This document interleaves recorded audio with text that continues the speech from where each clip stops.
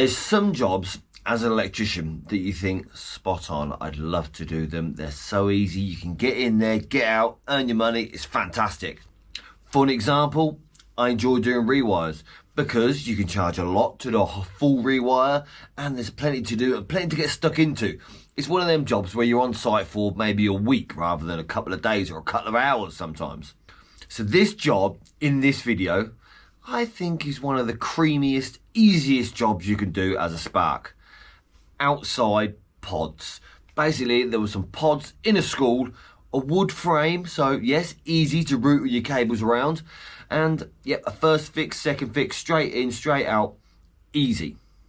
I mean, look at this, fresh, no boards on the ceiling, no boards on the wall. You can get your cables in there and make it nice and neat.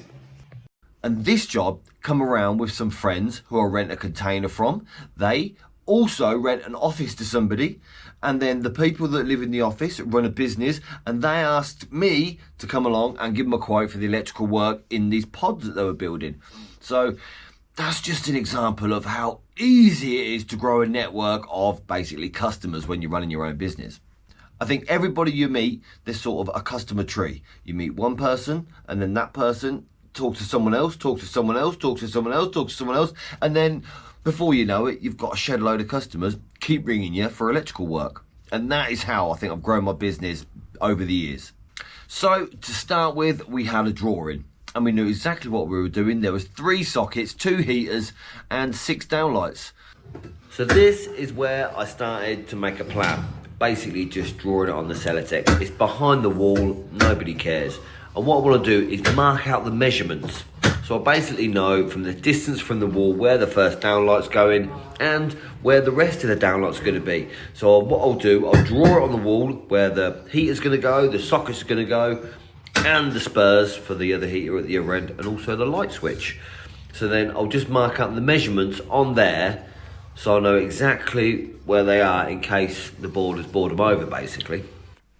And I think when you first get into a job, the first fix is where you get all excited, in effect. You can get going, you can organise yourself out. So what I did to start with, I made a plan.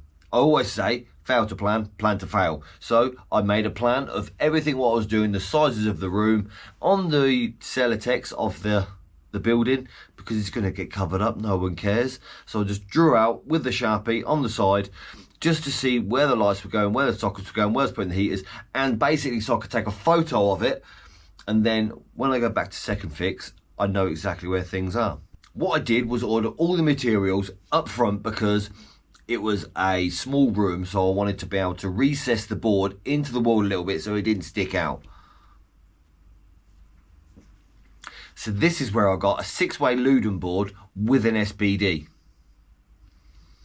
And before putting it in, I ripped it all out just to put the carcass of the board in, and then to get everything wired to that central point, just so they can come along and board the walls. And originally, when I went to first fix the first one, I took some spade wood bits. I kind of make a spade sound, but I took some spade wood bits and they burnt out so easy. 25mm spades. I took 2 thinking they'll be spot on, I'll be able to find. But you hit a little nail and that's it, you're gone. So then I came home that night and put a bit of a moan on social media and said, who can recommend some wood bits? And they did. People did recommend the Bosch speed drills, professional bits, something like that. But I'll put a link in the description to the drill bits because they were spot on. If you've ever got to drill holes through wood, then get a set of these Bosch drill bits. They go through it like butter. It's nice and easy. They fit straight to your impact driver as well. It doesn't matter what screws they go through. And I went through about, 6 joints, and they're still ready to do more. It pulls itself through as well. It's not like you've got to keep the pressure on constantly like them old spade bits. Them old spade bits, I had to keep the pressure on, so it still keeps cutting.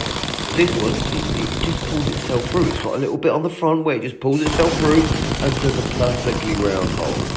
£22 I think from Amazon, and they were spot on. They did the job, and the thing is, I bought the whole set because I thought that they might go blunt when I hit a nail. I don't think I hit any nails or screws, but they went straight through anyway, so they were spot on. They made my life so much easier, and it made the job so much quicker, and we all know time is money. So this is where I didn't plan fantastic. I thought, right, I'll just turn up whenever, because the guys, the builders on site said, right, it'll be ready by Monday. So when you want to come and second fix, you can come and second fix. So I thought, okay, I'll turn up on Tuesday. But I didn't let them know. It's about an hour's drive from my house, so I drove all the way there. Yeah, no one was there. I can see that they're ready. I can see exactly what needs to be done. I just can't get in. Up there. But this was my fault. So yeah, I admitted it. I have to ring up the builders to say, look, where are you? I'm on site. So no worries. They were down the road, an hour away, and I just had to wait around for them to come and let me in. Great. So eventually we got in and got our kit out and got cracking. So to start with, I measured out the lights, marked them out, thought I would drill the holes to make sure the cables were there and weren't caught. And to no surprise, the cables were perfectly marked exactly where I wanted them. Just had to cut off this bit of waterproofing maybe to get my cables under there. And there we are, every hole you can see the cables were perfectly positioned. That's what I call a good job.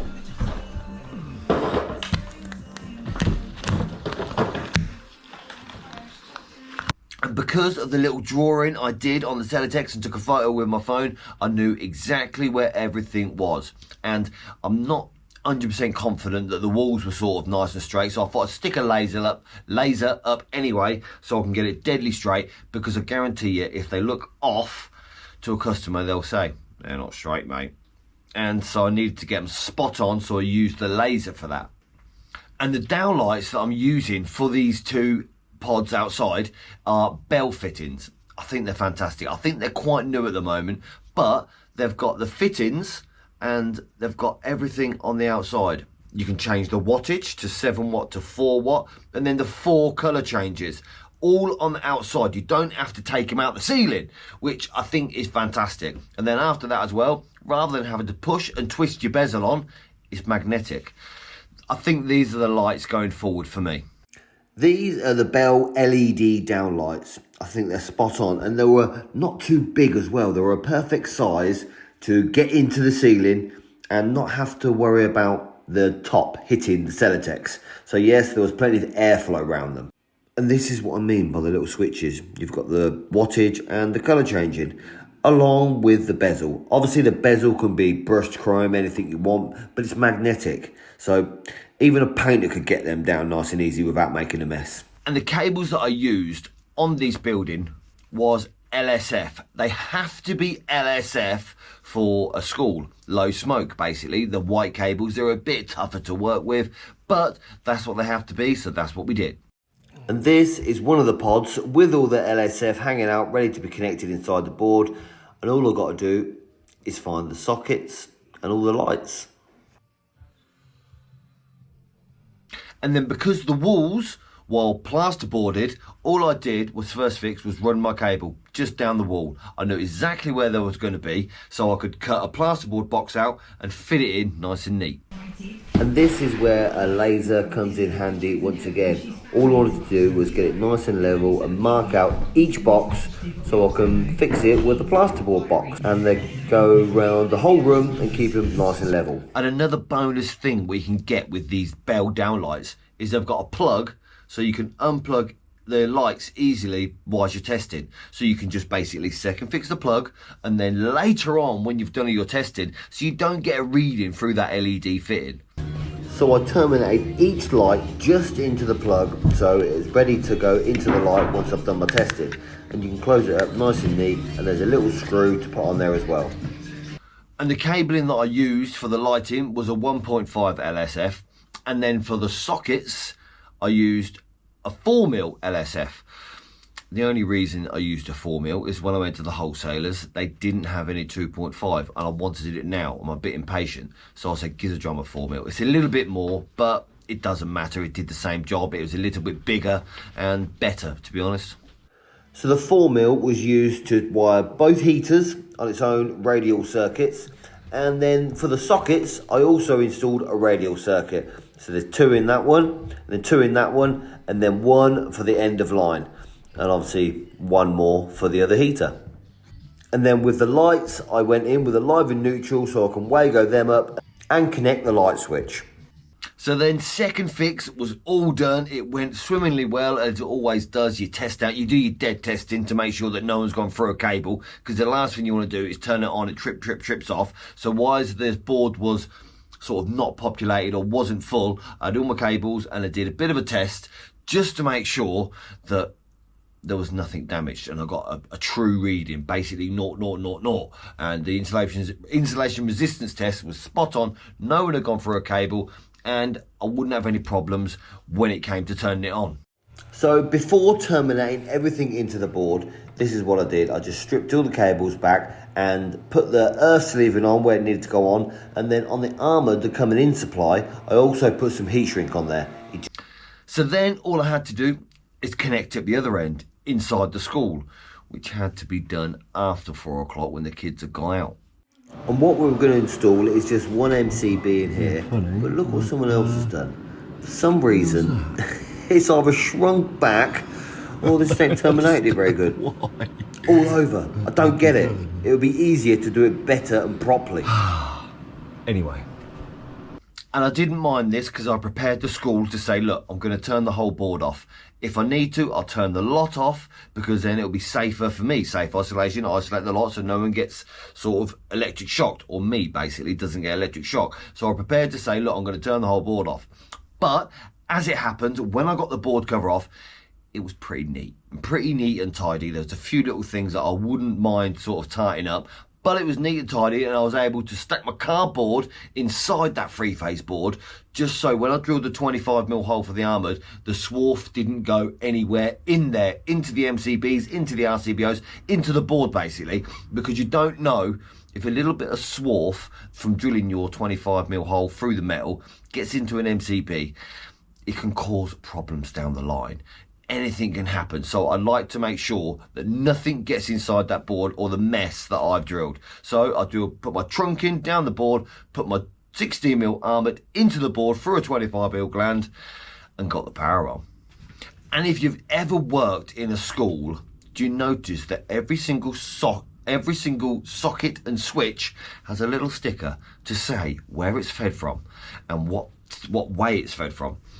So yes, I had to follow suit, and I think that's a good idea, especially in a school, because there's so many different distribution boards in a lot of schools that you want to label up, because someone might get confused where the hell this thing's fed from. So if you can put a little sticker on each socket, each switch, not light fitting, looks shit. So on each socket, each switch, to say where it's fed from. So that's exactly what I did. Labelled it all up with my printer to make sure that if anyone else comes along later on, they know exactly where that's fed from and how to isolate that circuit if they're working on it. And this is where having a little brother printer it's just more convenient. It makes it look nice. So you can, rather than writing on the board with your Sharpie, you can put stickers on things to say where it's fed from, and it's easily identified and clear to the next person that comes along. So after it's all complete, you can do your functional testing, make sure that these MCBs or RCBOs trip and they work perfectly, and then put your board cover on after everything's nice and neat for the next person that comes along to work on that installation. Thanks for tuning into this video, and I hope this video helps you become either a better electrician or helps you advance along your electrical journey. If it does, leave me a like and subscribe to the channel. So let's carry on. And all in all, that job took around, I don't know, 3 to 4 days, with maybe 1 day doing the first fix and then a couple of days back and forth doing the second fix, and then the faffing around sort of thing. We're getting material, so I'm adding a day for that. But then all I've got to do now as well, which includes the faffing around, is the test certificate. But along with the test certificate comes the exciting part, which is the invoice.